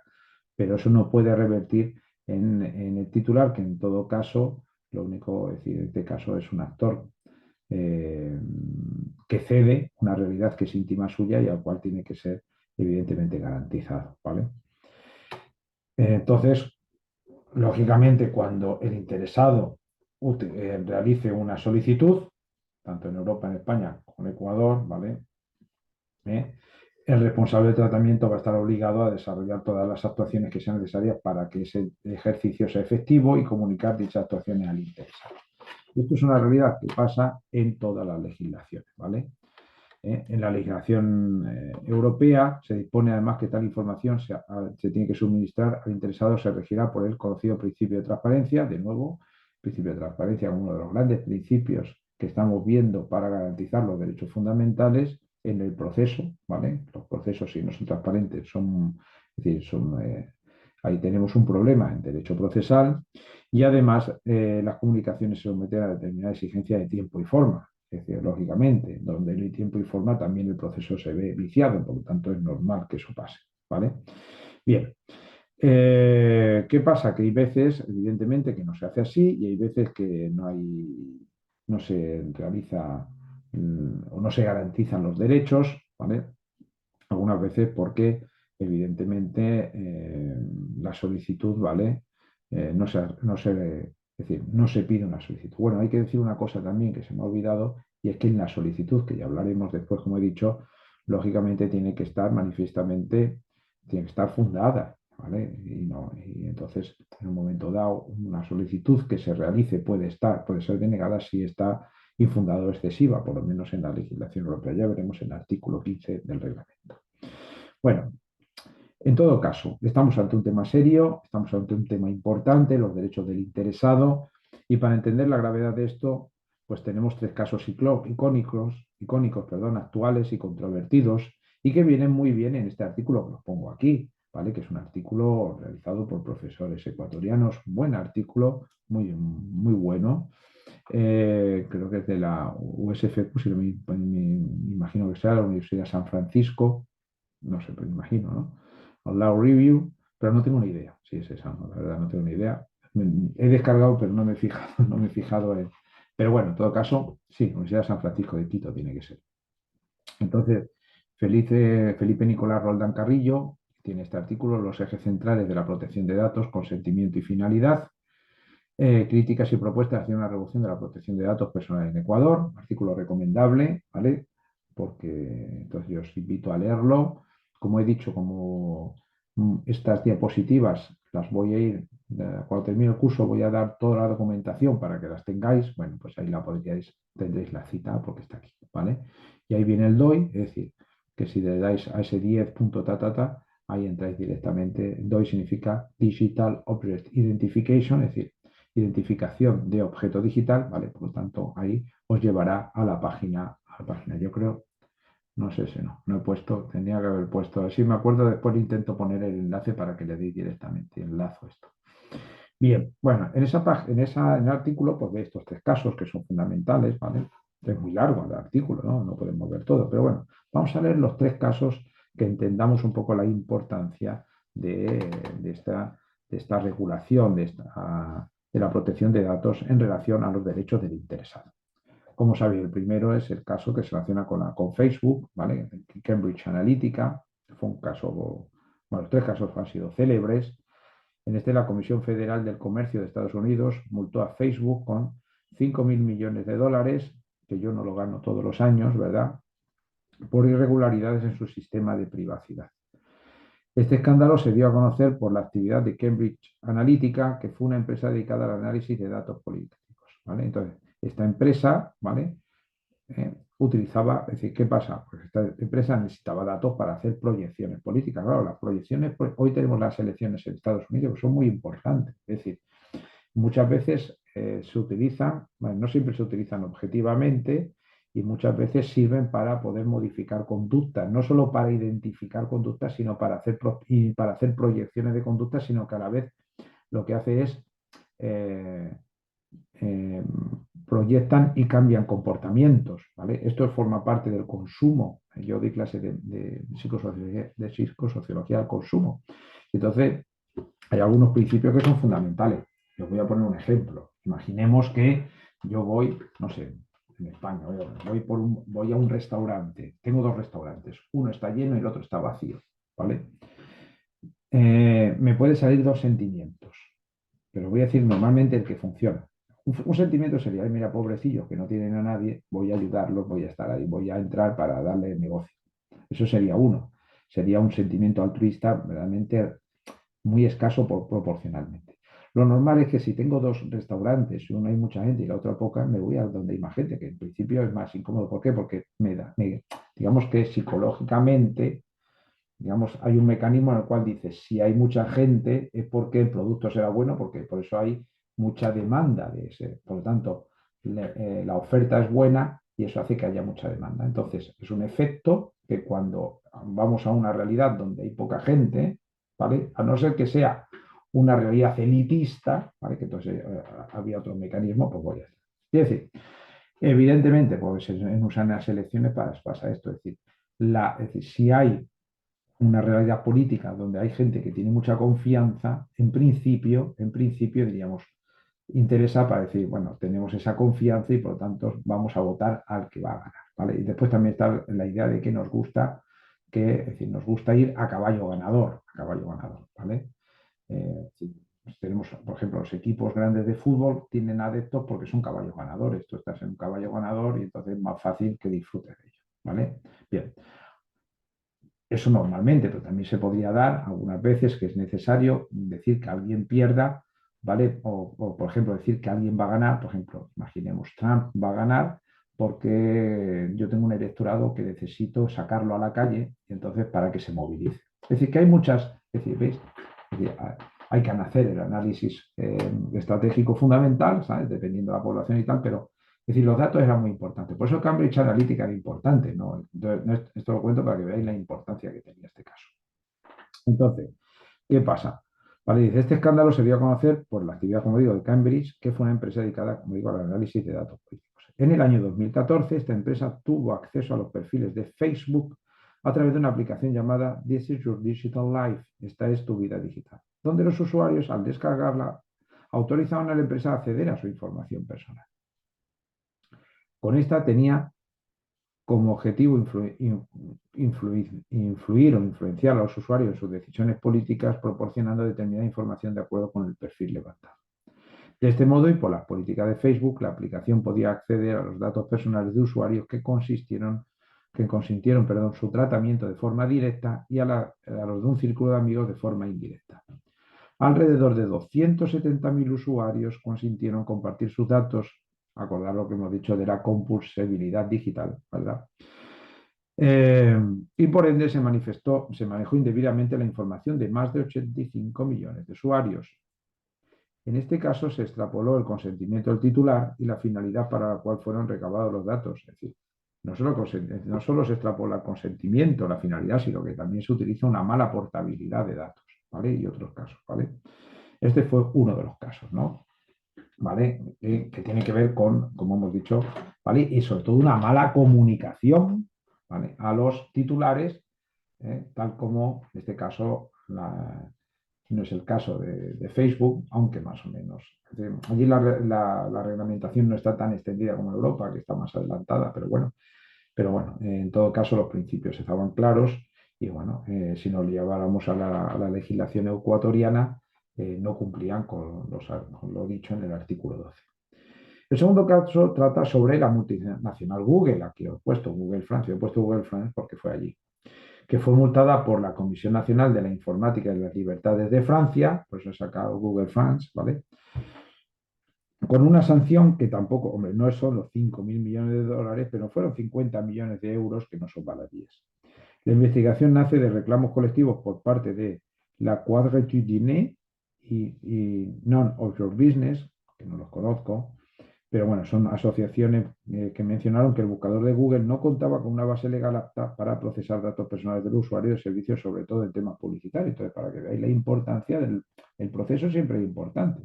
Entonces, por la importancia de que el delegado de datos sepa, perdón, el delegado, que el responsable de los datos sepa perfectamente cómo almacenar, etcétera, etcétera, etcétera, sus datos y cómo tiene que tratarlos.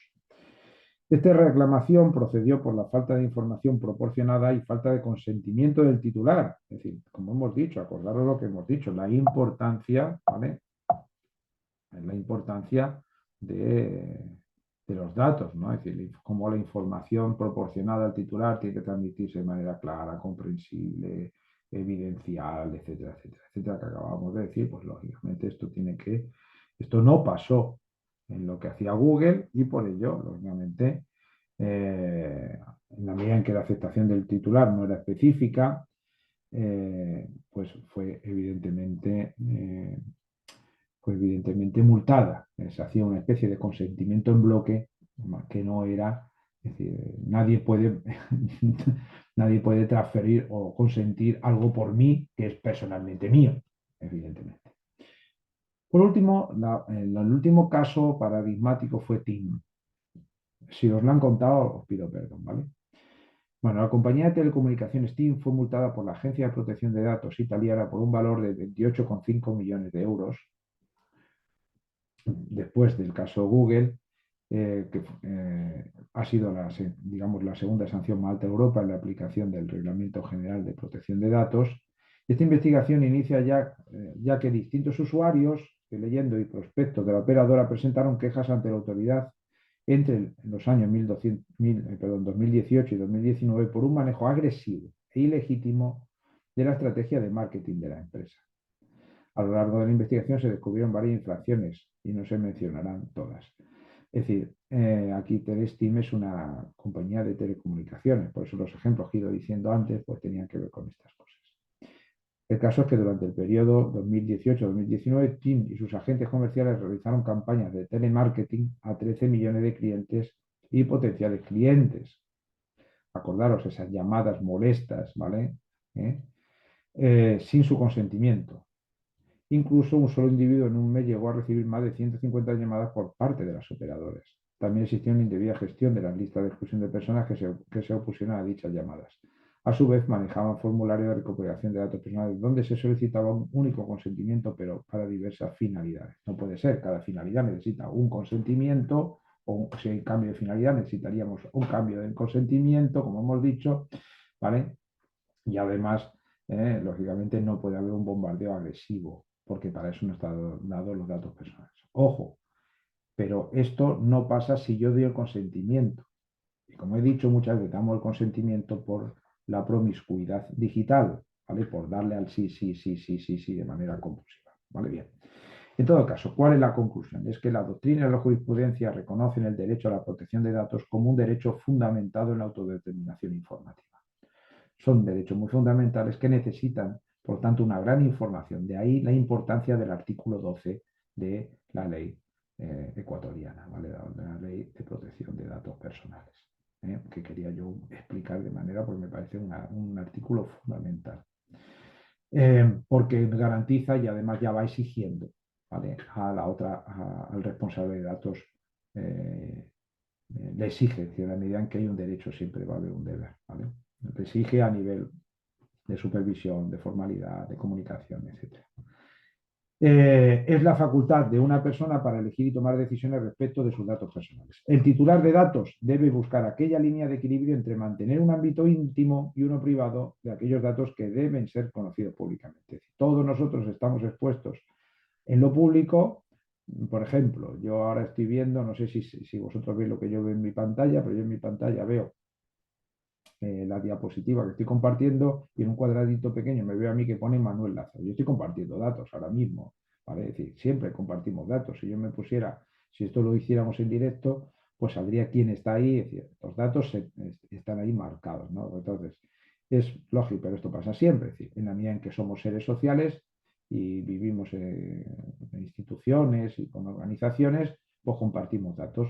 Entonces hay que buscar el equilibrio entre la compartición de datos, que es positiva, ¿vale? Pero también el derecho a la intimidad y a la privacidad, ¿eh? Como algo fundamental, ¿vale? Entonces, hay un autor que se llama Troncoso que asegura que el consentimiento del titular es un pilar esencial del contenido de este derecho. Por lo tanto, el consentimiento del titular es un pilar esencial. Por eso el titular es, para mí, el protagonista de todo esto, aunque después vosotros, cuando sois abogados, os interesa más las otras partes, pero si no entendemos esto, creo yo, puede ser que me equivoque, no podríamos entenderlo. Vale. Bien, ¿qué pasa? Pues que cuando yo estoy, evidentemente, como interesado, bueno, ahí pone los derechos tradicionales de interesado o del titular, perdón, siempre se me, como sabéis, algunas veces me trastoco, ¿no? Bueno, pues cuando vemos los derechos del titular, estamos viendo en el fondo una nueva configuración de los tradicionales derechos ARCOPOR, ¿vale? Bien.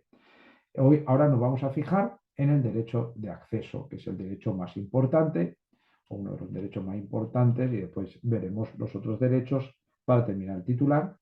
Estos derechos de acceso, los derechos que estamos viendo, que están recogidos además en la legislación ecuatoriana, lógicamente repito, de nuevo, perdonad que sea pesado, pero cada derecho va a implicar unas obligaciones. Bueno, si nos vamos a la Ley Orgánica de Protección de Derechos Personales, ¿vale? Pues ahí los considerandos hace un recorrido un poco de cuáles son los fundamentos, ¿no? Dice que el artículo 16, numerales 1 y 2 de la Carta Magna, estamos hablando de legislación ecuatoriana, determina que todas las personas, en forma individual o colectiva, tienen derecho a el acceso universal a las tecnologías de información y comunicación. Por su parte, señala la ley también en sus considerandos que el artículo 17, numeral 2 de la norma suprema preceptúa que el Estado fomentará pluralidad y la diversidad en la comunicación y al efecto, 2, facilitará la creación y el fortalecimiento de medios de comunicación públicos, privados y comunitarios, así como el acceso universal a las tecnologías de información y comunicación especial para las personas y colectividades que carezcan de dicho acceso o lo tengan de forma limitada. A su vez, sigue diciendo la norma en la introducción, el numeral 19 del artículo 66 de la Constitución de la República reconoce y garantiza el derecho a la protección de datos de carácter personal, que incluye el acceso a la decisión sobre información y datos de este carácter, así como su correspondiente protección. Todo esto, ¿vale?, era lo que alimenta la ley y lo que alimentaba el artículo 12 y lo que alimenta, obviamente, este derecho de acceso. En la ley, el artículo primero es clarísimo, ¿vale? Y el artículo primero nos dice que sobre el objeto y la finalidad de la ley, dice que el objeto y finalidad de la presente ley es garantizar el ejercicio del derecho a la protección de datos personales, que incluye, y aquí lo que me interesa, incluye el acceso. Incluye el acceso, ¿vale? Uy, perdona. Incluye el acceso y decisión sobre información y datos de este carácter, así como su correspondiente protección. Para dicho efecto, regula y prevé y desarrolla principios, derechos, obligaciones y mecanismos de tutela. Entonces, importante, el acceso es muy importante. La A de ARCO es fundamental, el acceso. Después la decisión, etcétera, lógicamente, ¿no? Y para garantizar esa parte, desarrolla principios que os lo han explicado ya y que hemos estado explicando, derechos, obligaciones y mecanismos de tutela. Mecanismos donde hay responsables de dichos mecanismos, lógicamente, que es lo que a nosotros nos interesa. El reglamento, por su parte, el reglamento dice, este derecho viene determinado en el artículo 13, cuando dice derecho de acceso. Está clarísima ya, habla el artículo 13 del reglamento, nos habla del derecho de acceso. ¿Y qué dice? Que el titular tiene derecho a conocer y a obtener gratuitamente. Lo habíamos dicho antes, acordaros, ¿no? Tiene que ser algo gratuito porque es un derecho, ¿vale? No se puede cobrar. Por lo tanto, a obtener gratuitamente del responsable de tratamiento acceso a todos sus datos personales y a la información detallada en el artículo precedente, sin necesidad de presentar justificación alguna. El responsable del tratamiento de datos personales deberá establecer métodos razonables que permitan el ejercicio de este derecho, el cual deberá ser atendido dentro del plazo de 15 días, ¿vale? Entonces, es fundamental, ¿vale? ¿Cuál es el artículo precedente? Cuando habla, dice del artículo precedente, ¿vale? Estamos hablando aquí, artículo 13. ¿Vale? Estamos en el capítulo tercero de la legislación, del reglamento, que habla sobre los derechos.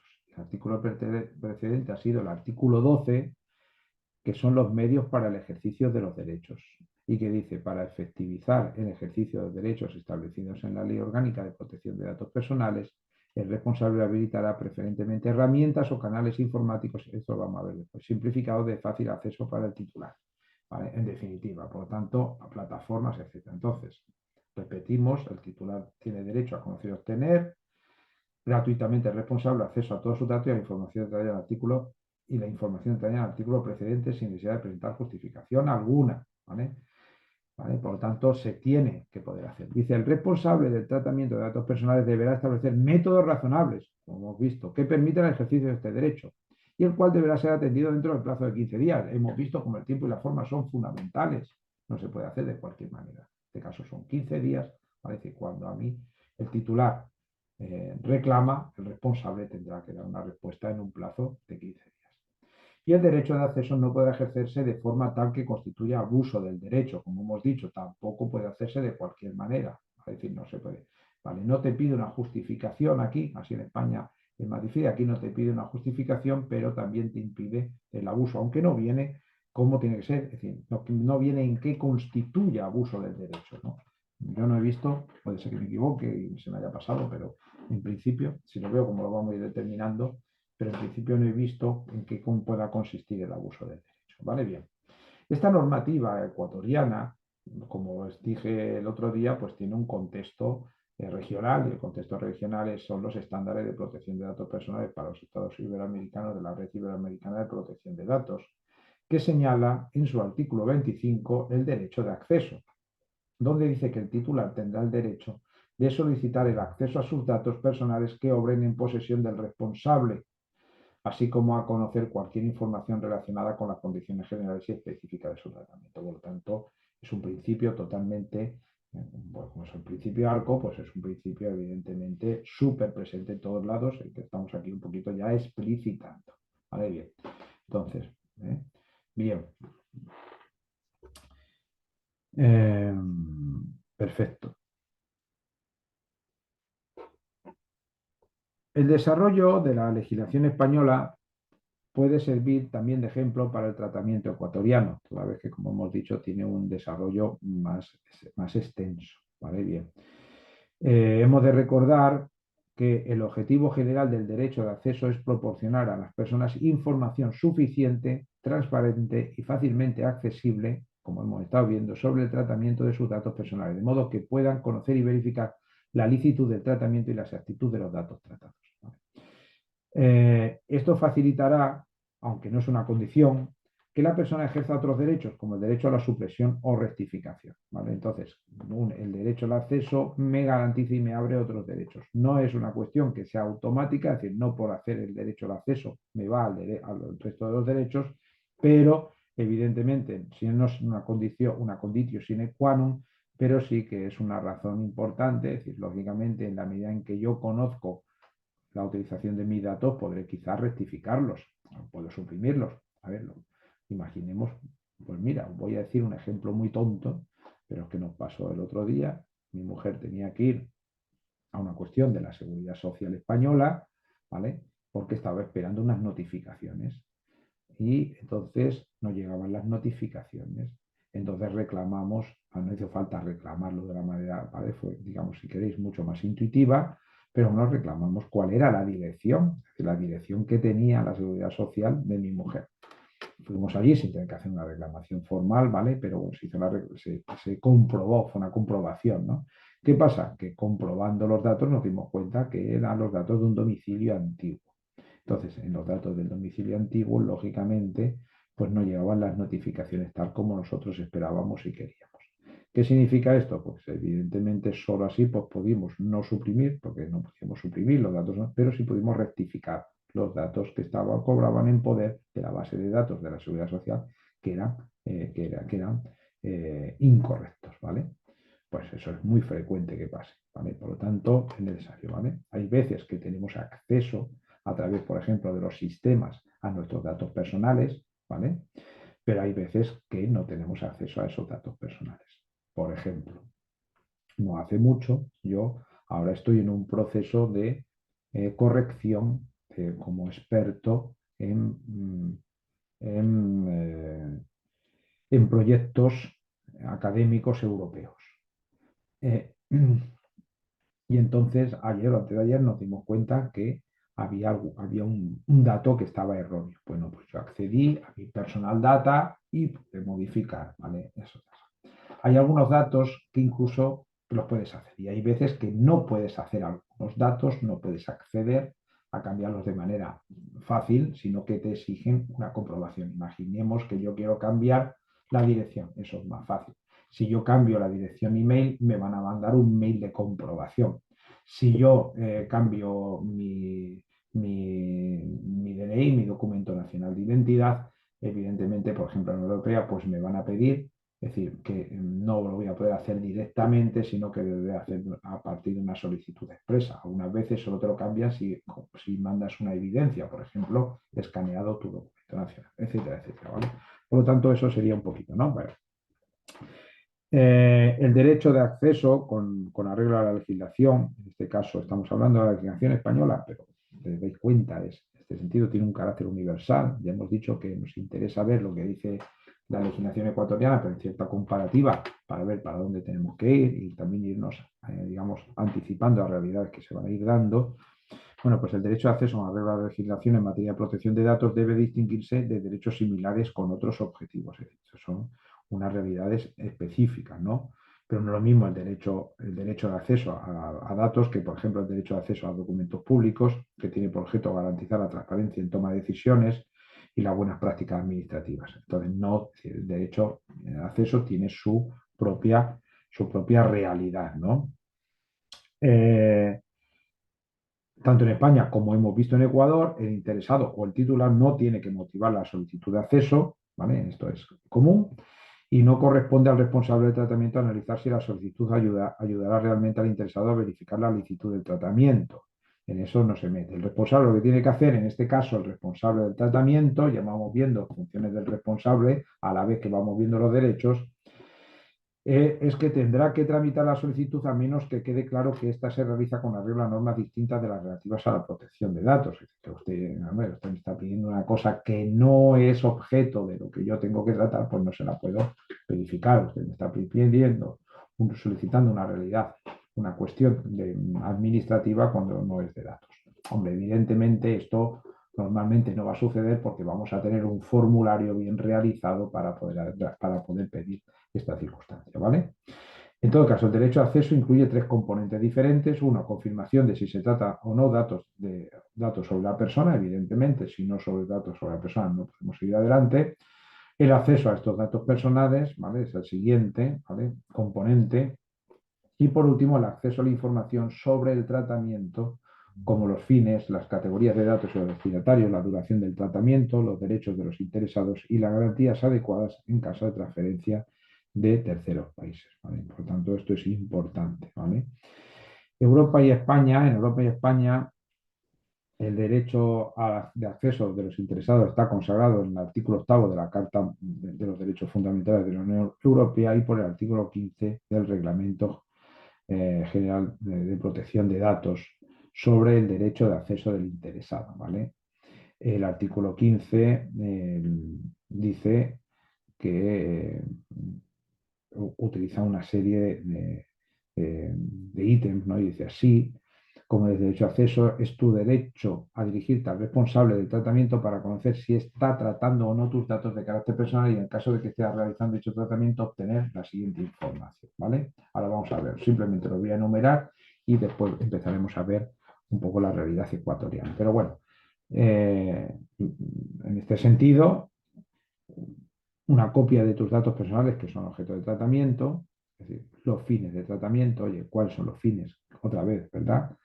Para los cuales los datos están dados. Tercero, las categorías de datos personales que se traten. tengo derecho, por lo tanto, de acceso a los destinatarios, las categorías de destinatarios a los que se comunicaron o serán comunicados los datos personales, en particular los destinatarios en países terceros o organizaciones internacionales, eso ya también lo hemos visto antes. El plazo previsto de conservación de datos personales, o si no es posible, los criterios utilizados para determinar este plazo, en cuánto tiempo van a estar, ¿vale?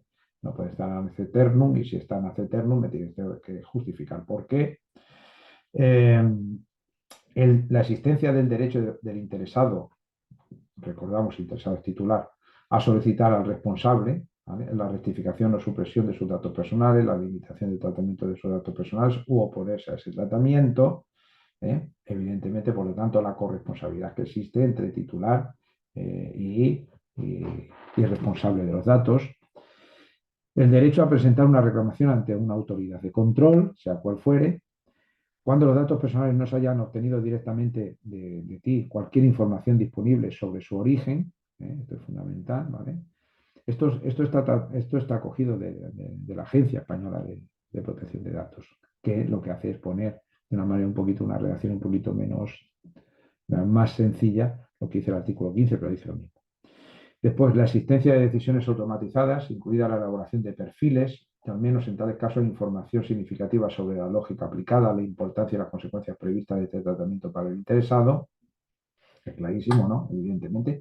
Si os dais cuenta de esto, ya hemos hablado. Es decir, esto también quiero que os deis cuenta que nuestra legislación, y ahora hablo nuestra, voy a decir la ecuatoriana, ¿vale?, está muy avanzada en este aspecto. Lo que necesitamos es desarrollarlo, se tiene que desarrollar. Y después, cuando se transfieran datos personales a un tercer país o una organización internacional, tienes derecho a ser informado de las garantías adecuadas en las que se realizan las transferencias, ¿vale? Por lo tanto, esto sería un poquito lo que nos habla el artículo 15 del reglamento de la Unión Europea sobre el derecho de acceso al interesado. En Ecuador, para ejercer este derecho, los titulares pueden presentar solicitudes de acceso a los responsables del tratamiento de sus datos personales. Los responsables, en este caso, están obligados a proporcionar la información solicitada en un plazo determinado, que hemos visto ya, y sin costo alguno para el solicitante. Por lo tanto, en este sentido, como digo, es totalmente contemporáneo y realmente creo que podemos sentir que la ley está bien hecha. Este procedimiento está regulado por el reglamento a la Ley Orgánica de Protección de Datos Personales, que establece los aspectos necesarios para el desarrollo y aplicación de la normativa en favor de la protección, tratamiento y custodia de información protegida constitucionalmente. Por lo tanto, nosotros tenemos estas dos normativas, la ley y el reglamento, que nos hablan sobre el derecho al acceso. ¿Vale? Bien. El reglamento general de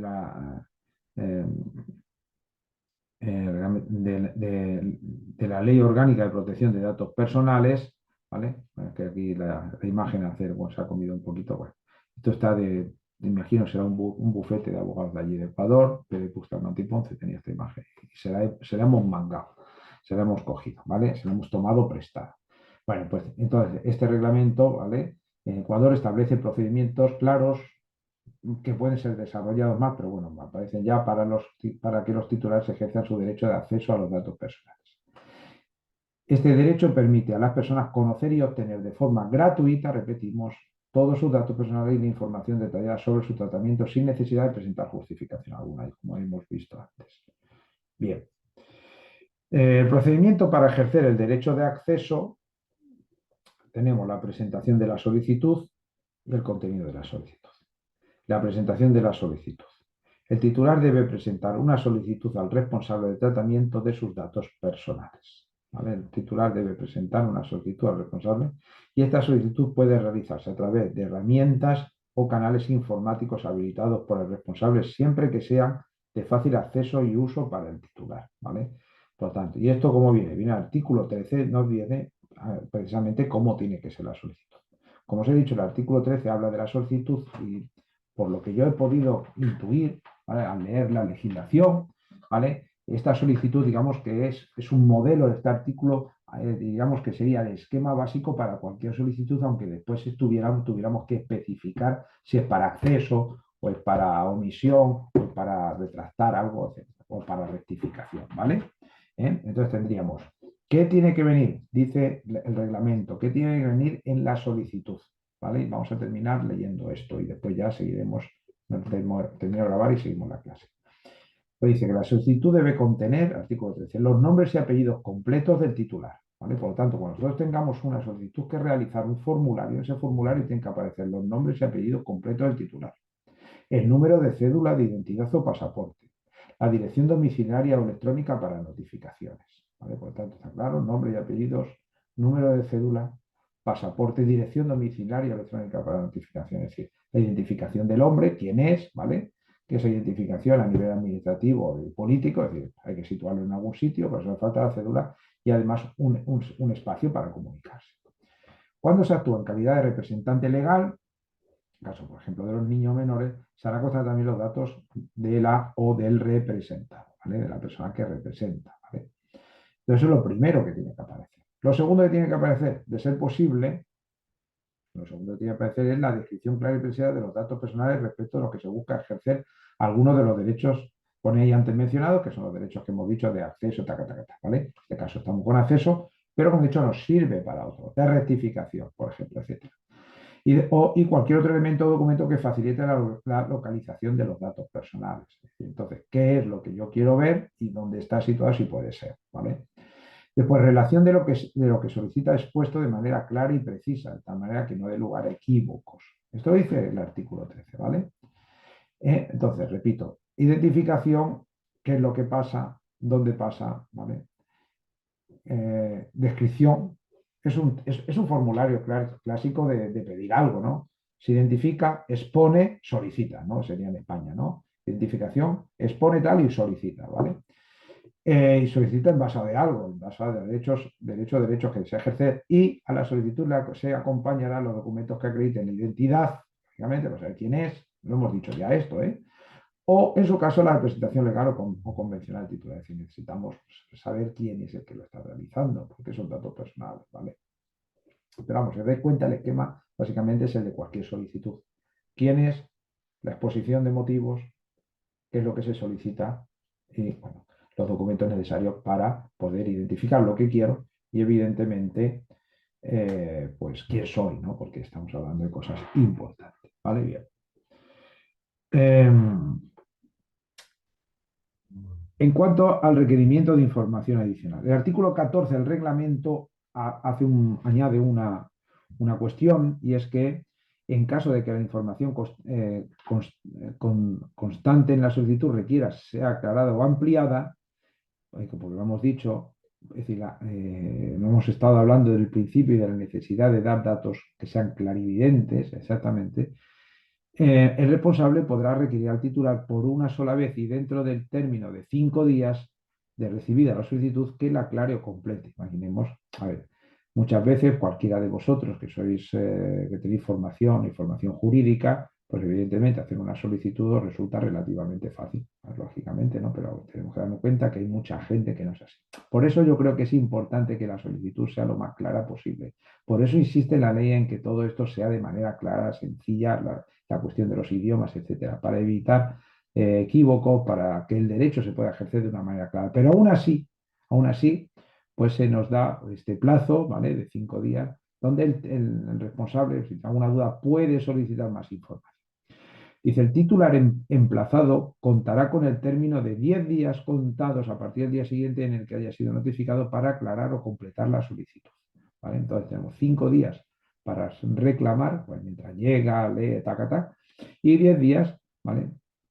Bien, lo que no aparece aquí es si estos 10 días, puede ser que sea, pero puede ser yo creo que 10 días contados son 10 días naturales, ¿no? En legislación española.